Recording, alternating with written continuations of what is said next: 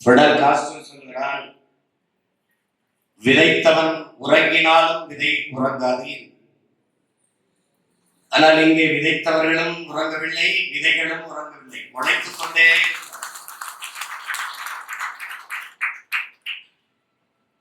பேரறிஞர் அண்ணா அவர்கள்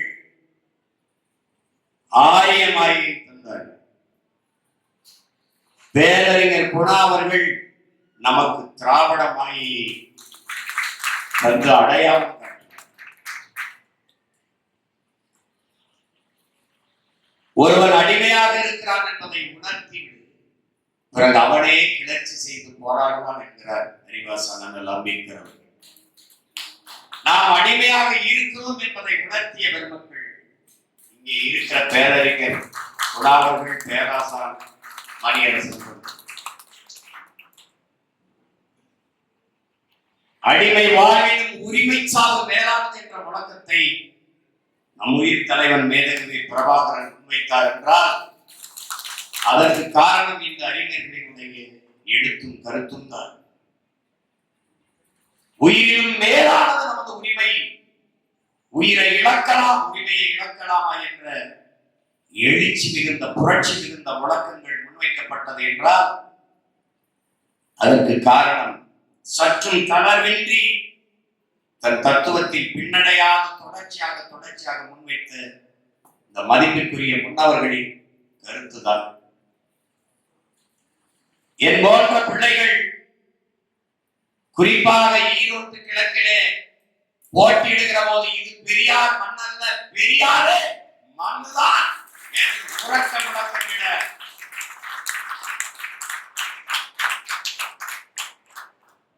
காரணம் இந்த முன்னவர்கள் வைத்த கருத்து வலிமைதான்.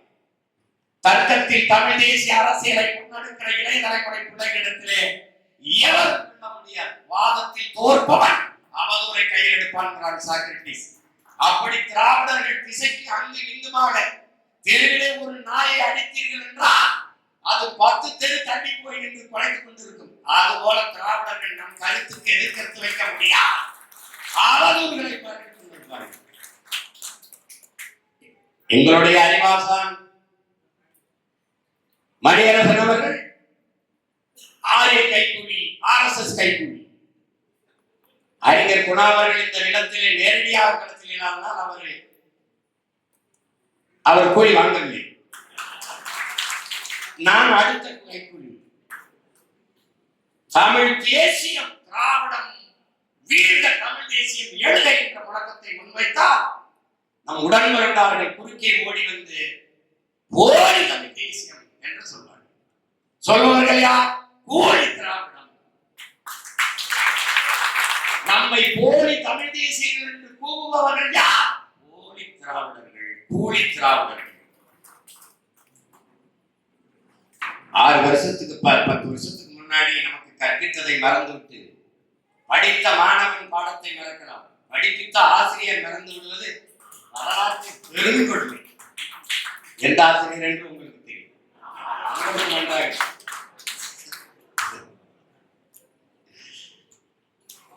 இங்கே பேரறிஞர் குணா அவர்கள் நமக்கு அறியப்பட்டது திராவிடத்தால் வீழ்ந்தோம் என்ற வரலாற்று உண்மையை தமிழ் தேசிய நமக்கு எடுத்து வைக்கும் போதுதான். ஏனென்றால் திராவிடம் அதிகாரத்தில் கோலோச்சுகிறது. 2 பெருத்த பூதங்களாக அதிகாரத்தில் இருக்கும் போது எல்லா நோய்க்கும் ஒரே மருந்து ஐயா ஈவே ராமசாமி அவர்கள் தான் என்று கட்டமைத்து வைக்கப்பட்டிருந்த காலத்திலே திராவிடம் தான் என்று சொல்லுகிற போது அதிகார வளத்தில் இருக்கும் போது இந்த திராவிடத்தால் தான் நாம் வீழ்ந்தோம் என்று ஒரு தமிழ் மகன் குரல் எழுப்பினார், கருத்து புரட்சியை செய்தார் என்றால் அது நம்முடைய பேரறிஞர் குணா அவர்கள்.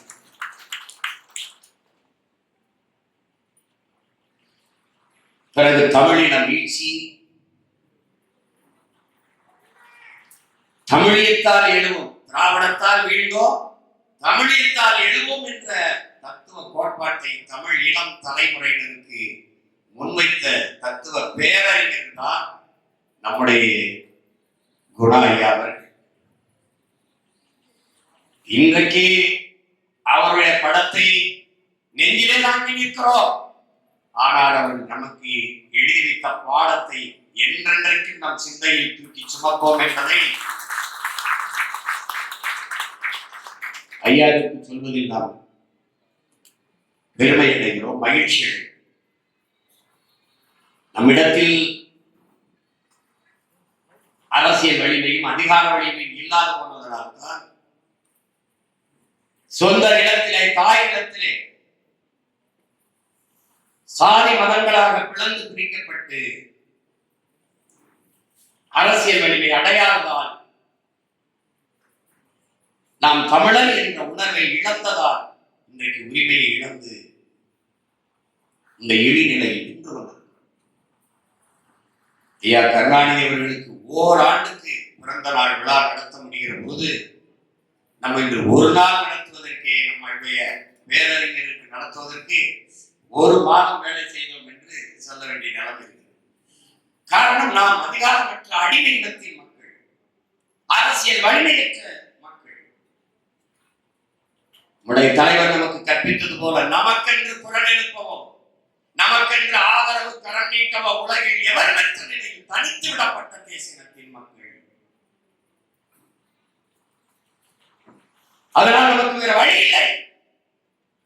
சிதைந்து அணிந்து கொண்டிருக்கிற தமிழ் தேசியம் பாதுகாப்பாக வாழ்வதற்கு போராடித்தான் ஆக வேண்டும் என்ற நிலைக்கு தள்ளப்பட்டு விட்டது, என்ற கட்டாய நிலைக்கு தள்ளப்பட்டு விட்டது. இந்த வரலாற்றின் பேரழைப்பிலிருந்து, பெரும் பணியிலிருந்து தமிழ் இளம் தலைமுறையினர் விலகிச் செல்ல முடியாது. போராடித்தான் மற்ற இனங்களுக்கு வாழ்வில் எப்போதாவது போராட்டம் வரும். தமிழ் தேசியத்திற்கு போராட்டமே வாழ்க்கையாக மாறி இருக்கிறது என்பதை இன்று நாம் உணர்ந்து, தெளிந்து, நிமிர்ந்து, எழுந்து நிற்கிறோம்.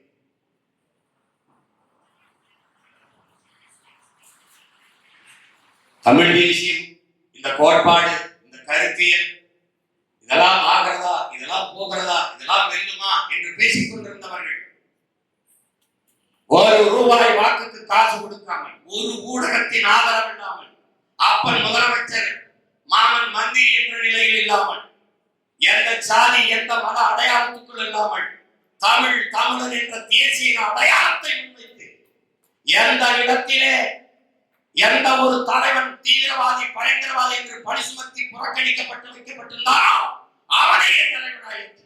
எந்த கொடி தமிழீழ தாயகத்தில் இறந்துச்சோ அதே கொடியை இந்த நிலத்திலே தூக்கி பிடித்து, இது நம் தலைவனின் கொடி மட்டுமல்ல, தமிழ் தேசியத்தின் பாரம்பரிய கொடி.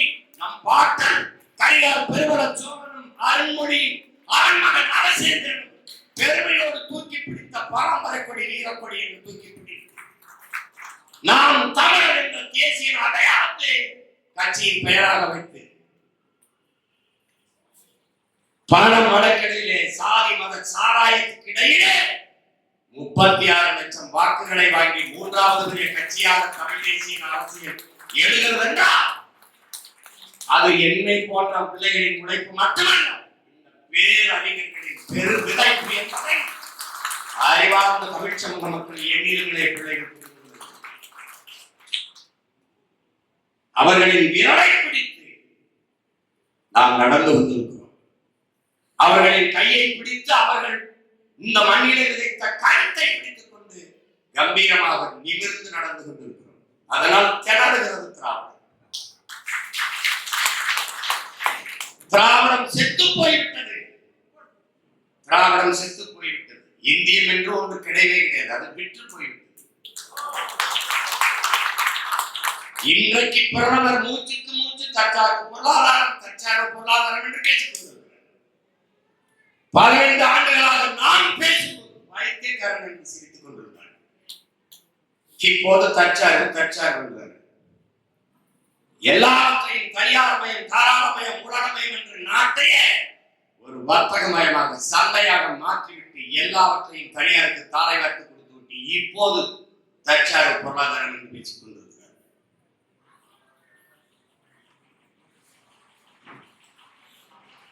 கொஞ்ச நெஞ்சம் இல்லை இந்த திராவிடம். நம்முடைய அறிவாசான் ஐயா ராமசாமி அவர்களுடைய எடுத்து படித்தார். அதில் மிகுந்த வழிவந்தோம். சில செய்திகள் இருக்கிறது. படித்தா தூக்கம் வராது, ஒன்று கொலவெறிதான். தமிழ் தமிழர் என்று பேசுவது இன எழுச்சிக்கு எதிராக. உடனே எந்த இன எழுச்சி? தமிழ் தமிழர் என்று பேசுவது இன எழுச்சிக்கு எதிராக. எந்த இனத்திற்கு, எந்த இன எழுச்சிக்கு எதிராக? சமூக தொண்டாற்ற வருகிற ஒருவனுக்கு பாசாபிமானம், அதாவது மொழி அபிமானம், தேசாபிமானம், இனாபிமானம் எதுவும் இருக்கக்கூடாது. சமூக பற்று மட்டும்தான். மொழி இல்லை, தேசம் இல்லை, இனம் இல்லை என்றால் சமூகம் எங்கே இருக்கும்? இதில் எந்த சமூகத்துக்கு தொண்டாற்றுவது? மொழி அபிமானம் கூடாது என்றால் ஆங்கில மொழி அபிமானம் உங்களுக்கு ஏன் வந்தது? தேசாபிமானம் கூடாது என்றால் திராவிட நாடு கோரிக்கை ஏன் வந்தது? ஈனாபிமானம் இல்லை என்றால் பணாபிமானம் மட்டும் உங்களுக்கு ஏன் வந்தது? இந்த கேள்வி எங்கிருந்து வந்தது? இந்த அறிஞர்களிடத்திலிருந்து எனக்கு வந்தது, என்னிடத்திலிருந்து உங்களுக்கு.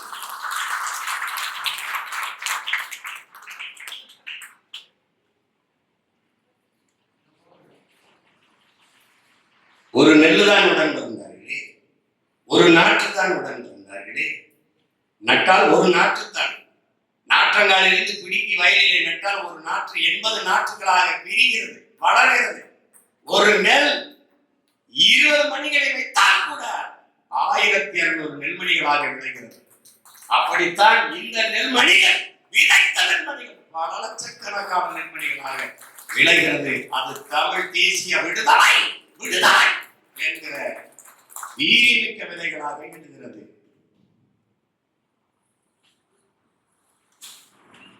மண்ணை இழந்து, கொடியை இழந்து, கொற்றம் இழந்து, அறிஞர் பேரறிஞர் குணாவுடைய எழுத்து என்பது கற்பனை கலை அல்ல. நம்முடைய அறிவாசான் மணியரசனுடைய கருத்தும் பேச்சும் எழுத்தும் வந்து கற்பனை கலை அல்ல. உலகில் தீட்டப்பட்ட புதினங்கள் அல்ல. தமிழ் பேரினம் பல்லாயிரம் ஆண்டு காலம் தூக்கி சுமந்து வந்த வழியின் மொழியே அவனுடைய பேச்சு. எம்மவர்கள் எழுதுகிற எழுத்து வெறும் தண்ணீரிலும் மயிலும் எழுதப்பட்டதாக, கண்ணீரிலும் ரத்தத்தாலும் எழுதப்பட்டது என்பதை அறிவார்கள் தமிழ் சமூக தம்பிகள் புரிந்து கொள்ளுங்கள். என்னுடைய தலைவன் அடர்ந்த காட்டுக்குள் இருளில் என்னிடத்தில் சொல்கிறான், நமக்கென்று வரலாறு கிடையாது. இலக்கிய சான்றுதான். சிலப்பதிகாரம் படிக்கிறவுதான் பாண்டிய நெடுஞ்செழியன் மதுரை தலைநகராக கொண்டு என் பாட்டன் ஆண்டான் என்பது தெரிய வருகிறது. வரலாறு கிடையாது. எங்களுக்கு என்று வரலாறு இல்லை, வெறும் இலக்கிய சான்று. மதுரை ஆற்றுடன் பன்மலை அடுக்கத்து குமரிக்கோடும் கொடுங்கடல் வள்ளல் வடதிசை கங்கையின் இமயமும் கொண்டு தென் திசை ஆண்ட தென்னவன் வாழி. சிலப்பதிகாரம் பாடுனது. வடவேங்கிடம் தென்குமரி ஆயிட்டு தமிழ் ஊரும் நல்லுள்ளது தொல்காப்பியம் படிச்சது. எங்களுக்கு என்ன சார்ந்து இருக்கு? கல்லணை இருக்கு, கரிகாலம் கட்டினான்னு இருக்கு. பருவடையார் கோயில் இருக்கு, பாட்டை அருண்மொழி சோழ கட்டினான்னு இருக்கு. இப்ப வரலாறு தமிழர் பெருமை கொண்டார். வரலாற்றை படைக்கிறவனுக்கு வரலாற்றை எழுதுகிறார் என்று சென்று போயிட்டான். ஆனால் என் வரலாற்றை எழுதிவிட்டார். அப்ப இதிகாசம் போய் பேசலாம், புராணம் போய் பேசலாம், இலக்கியம் சுவைபட சொல்வதற்காக போய் பேசலாம், நயம்பட உரைப்பதற்காக போய் சொல்லலாம். ஆனால் வரலாறு போய் பேசக்கூடாது. அப்ப எங்களுக்கு கற்பிக்கப்பட்ட வரலாறு தகராறு, பொய். அந்த பொய் புனைகளில் இருந்து இதுதான் நம் இன வரலாறு, நம்முடைய நாம் நடந்து வந்த பாதை, நம் இனம் கடந்து நடந்து வந்த பாதை என்று வகுத்து வகுத்து வழிகாட்டிக் கொண்டிருக்கிற பேராசிரியர் பெருமக்கள், பெரும் அறிஞர்கள் தான் இங்கே இருக்கிற ஐயா மணியரசன் அவர்களும் ஐயா பேரறிஞர் குணா அவர்களும்.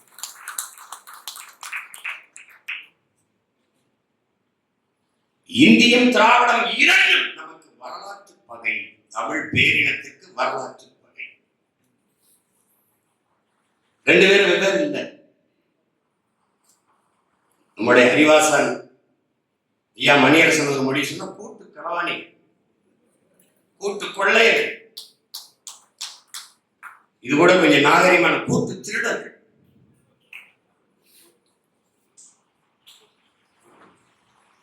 ஒவ்வொன்றையும் பாருங்கள். இந்தியம் என்ன செய்யும்? இந்திய திணிக்கும். திராவிடம் என்ன செய்யும்? அதை அப்படியே கைவிட்டு எதிர்ப்பு இல்லாம ஏற்கும். இது எந்த திராவிட இயக்கம், இந்த இயக்கத்தை சார்ந்தவன் இந்திய திணிப்பை எதிர்த்து தன்னெழுச்சியாக தமிழீழம் தலைவர்கள் இளைஞர்கள் எதிர்த்து போராடினார்கள். அந்த எதிர்ச்சியில் இருந்த மொழி புரட்சியை தங்கள் லாபத்திற்காக பயன்படுத்திக் கொண்டார்கள்.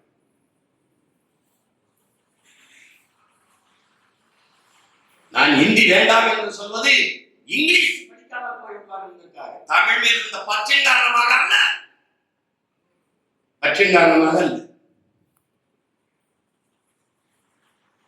இந்தி எதிர்ப்பு. இந்தியாவில் எத்தனை மொழிவழி தேசிய இனங்கள், எந்த இனத்திற்கும் இல்லாத உணர்வு தமிழ் பேரினத்தின், தமிழ் நிலத்தில் தமிழர்களுக்கு மட்டும். காரணம் மரபணுவிலேயே ஓர்க்குணம் இருக்கு, ஆரிய எதிர்ப்பு இருக்கு. ஆரிய படையிழந்த பாண்டிய நெடுஞ்செழியன் இருக்குதே ஒழிய ஆரிய படையிழந்த திராவிடன் எவனும் இல்லை. பரம்பரையில மரபு அணுவிலே பலாயிரம் ஆண்டு கால பகை. அதனால இந்தியா எதிர்ப்பான், ஜிஎஸ்டியா எதிர்ப்பான், சிஏயா எதிர்ப்பான், என்ஆர்சியா எதிர்ப்பான், நீட்டா எதிர்ப்பான், எல்லாவற்றையும் எதிர்த்து போராடுவான். மற்றவங்க அப்படியே ஏற்பான். அப்ப எதிர்த்து போரிடுறான். எல்லாரும் தமிழ் மொழி இறந்து விடுவதா? நாளை என் தாய்மொழி அடிமானா அதை கேட்க நான் இருக்க மாட்டேன், இன்றே இறந்து விடுவேன் அரசு அம்சத்தை அவர் சொன்னார். சாகல. ஆனால் இந்தி திணிப்பால் இன்னரும் தாய்மொழி இறந்து விடுமோ என்று அஞ்சி என்னவர்கள் இறந்தார்கள். உடலுக்கு தீயிட்டு மாண்டார்கள், நஞ்சுண்டு மாண்டார்கள், சிறை கொட்டடியிலே வகைப்பட்டு சென்றார்கள். துப்பாக்கி குண்டுக்கு நெஞ்சை கட்டி இருந்தார். என் உயிரில் இருந்தார்கள் ராஜேந்திரன். மொழிக்காக உயிரை விட்டார். அந்த மொழி புரட்சியிலே அந்த கிளர்ச்சியை பயன்படுத்தி காமராஜரை தோற்கடித்தது திராவிட முன்னேற்ற கழகமோ சீனிவாசன் என்ற மாணவர் அல்ல, காமராஜர் என்ற தலைவரை தோற்கடித்தது தமிழ். தமிழ் இந்தியை திணிக்கிறார்கள். அந்த நேரத்தில் இந்த கிளர்ச்சியிலே இந்தி திணிப்பிலே தமிழ் மக்களிடத்தில் இந்த கிளர்ச்சியிலே தோற்றுப்படும். உண்மையும் உண்மை அதுதான். அதை ஆட்சிக்கு திராவிட முன்னேற்ற கழகம் ஆட்சிக்கு வரும்போது யோசிக்கிறது, ஆஹா தமிழனுக்கு உயிர், தமிழுக்காக மொழிக்காக சாகரான் இவன். அப்ப தமிழனுக்கு உயிர் உடம்பிலே இல்லை, அவன் மொழியிலே இருக்கிறது என்பதை புரிந்த பிறகு அந்த மொழி இருக்கிற வரை, அது அழியாமல் உயிர்ப்போடு இருக்கிற வரை தமிழன் தமிழனாக இருப்பான். தமிழன் தமிழனாக இருக்கிற வரை தமிழன் அல்லாமல் வாழ்வதும் ஆள்வதும் கடினம். அதனால என்ன செய்யலாம்? எங்கும் தமிழ், எதிலும் தமிழ், வீழ்வது நாமாக இருந்தாலும் வாழ்வது தமிழாக இருக்கட்டும். இந்த முழக்கங்களை முன்வைக்கிறான். எதுவும் புதிதில்லை, நம் முன்னவர்கள் வைத்தது. தமிழ்நாடு தமிழருக்கு முழக்கம். அடுத்த கேள்வி, ஆளுநர் உரிமை அவருக்கு. அது வருதாங்க. தமிழ்நாடு தமிழருக்குன்னா அப்புறம் ஆளுநர் உரிமை யாரா இருக்க? எப்படி? எல்லாம் வெற்று முழக்கங்களாக வைத்து ஒரு இடத்தில் கூட தமிழ் இல்லாமல் ஒழித்து பயிற்று மொழியாக, பாடமொழியாக, பண்பாட்டு மொழியாக, வழிபாட்டு மொழியாக, வழக்காட்டு மொழியாக எங்கும் தமிழ் இல்லாத ஒழித்து முடித்தார். நாட்டின் மாண்புமிக்க முதலமைச்சர் சொல்கிறார், வர்த்தக பெருமக்களே, வியாபார பெருமக்களே, நீங்கள் தமிழிலே பெயர்ப்படை வையுங்கள், ரெயின்போவை அப்படியே தமிழில் ரெயின்போ என்று எழுதுங்கள் என்று சொல்லுகிறார். என்றால் ஆட்சிக்கு பேரு திராவிட மாடல் ஆட்சி. திராவிடம் சமஸ்கிருதம், மாடல் ஆங்கிலம், தமிழ் வாழ்க. திட்டமிட்டு ஒழித்தார். ஒன்றொன்றாக பாருங்கள். நம்முடைய அடையாளம், நம்முடைய வரலாறு எல்லாம் மறைக்கப்பட்டது. இந்த நிலத்தில் வரலாறு என்பது இந்தியன் வரலாறு தான். வல்லபாய் பட்டேலை நீங்கள் படிக்க வாய்ப்பு இருக்கும். நம் பாட்டன் வாவு சிதம்பரனாரை படிக்க வாய்ப்பு இருக்குமா? சான்சிராணி லட்சுமிபாயை படிக்க வாய்ப்பு இருக்கும் பாடத்திலே. நம் பாட்டியார் வேலுநாச்சியாரை படிக்க வாய்ப்பு இருக்குமா? அப்ப வரலாறு என்பது உனக்கு உண்மை வரலாறு இல்லை. வரலாற்றில் தெளிவு வராத எந்த இனமும் எழுச்சி பெற முடியாது. இது லெனின் சொல்றது. வரலாற்றை படிக்காதவன் வரலாற்றை படைக்க முடியாது. வரலாற்றை மறந்துவிட்ட இனம் சுடுகாட்டில் இறந்து கிடக்கிற பிணங்கிறார். வரலாறுதான் ஒவ்வொரு தேசியத்தின் வழிகாட்டும். என் முன்னவன் வாழ்ந்தது எங்கே, வீழ்ந்தது எங்கே, நான் எங்கே பெருமைப்பட்டேன், எங்கே சிறுமைப்பட்டேன் என்பதை வாசித்து ரசித்து அறியாமல் அடுத்த தலைமுறைக்கு வழி தெரியாது. கடந்த காலத்தை ஒருவன் குனிந்து படிப்பது என்பதே நிகழ்காலத்தில் நிமிர்ந்து நடக்கத்தான். கடந்த காலம் தெரியாதவனுக்கு நிகழ்காலம் இல்லை, நிகழ்காலம் இல்லாதவனுக்கு எதிர்காலம் இல்லை. அப்ப திட்டமிட்டு நம்ம வரலாறை மறைப்பார். என்ன இருக்குது? வீரன் என்றாலே அந்த வாக்கிய மன்னன் சிவாஜி தான். அப்ப நமது முன்னவர்கள் தீரன் சின்னமலை, பூலித்தேவன், மருது பாண்டியன், அழகமுத்துக்கோன், இவர்கள் எல்லாம் வாழேந்தி வேலேந்தி வீர போர் வழக்கமா இருந்துச்சு ஒட்டடை எடுத்துக் கொண்டிருந்தார்களா? வரலாற்றில் எங்கே பதிவு?